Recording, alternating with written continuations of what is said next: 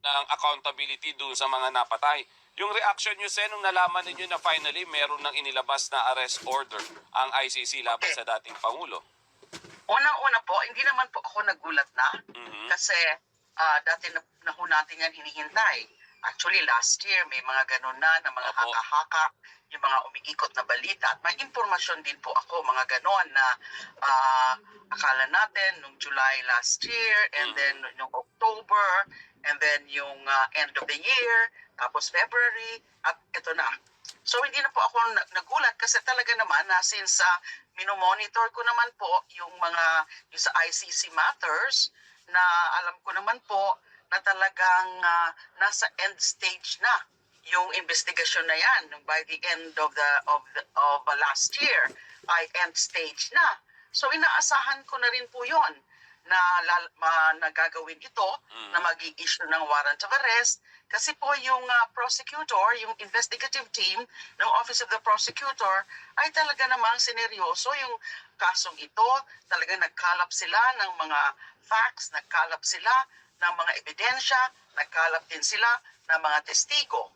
Remember, sila Arturo Las Cañas at si Edgar Matobato, ang alam ko ay nasa under protective custody na sila. Nakausap na ng mga prosecutor, ng investigative team, kinunan na sila ng mga statement, ng affidavit, ng deposition. Kaya it was, para sa akin, it was just a matter of time na itong napakahalagang pangyayari sa kasaysayan. It was really a historic day for our country. At sasabihin ko rin po na syempre on the part of yung mga nabiktima, yung mga pamilya, yung mga mahal sa buhay, mga ina, mga ama, mga kapatid, na mga pinaslang na basta-basta na lang ng ganon, na hindi nga dumadaan sa tamang proseso, walang due process, may pinaghinalaan lang, na meron naman talagang mga inosente rin dun sa mga pinatay, ay malaking bagay ito sa kanila kasi hinihintay na nila ito. And para sa kanila, ay yung ICC talaga was their best hope.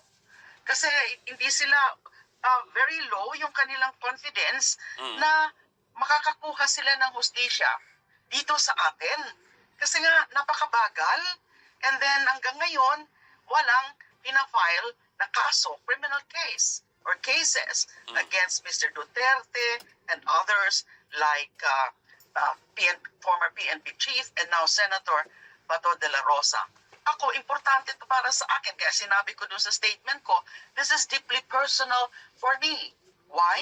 Kasi nga po, yun ang pinaglaban ko. Yung talagang kinontra ko, alam nyo naman po yan, kinondin ako, yung mga ganong patayan, grossly violative of human rights, saka sa batas, kontra yan sa batas ng tao, kontra yan sa batas ng Panginoon, na basta ka na lang magpapatay, na ganun na lang. Now, anong ginawa po nila sa akin? Kinulong nila ako almost 7 years.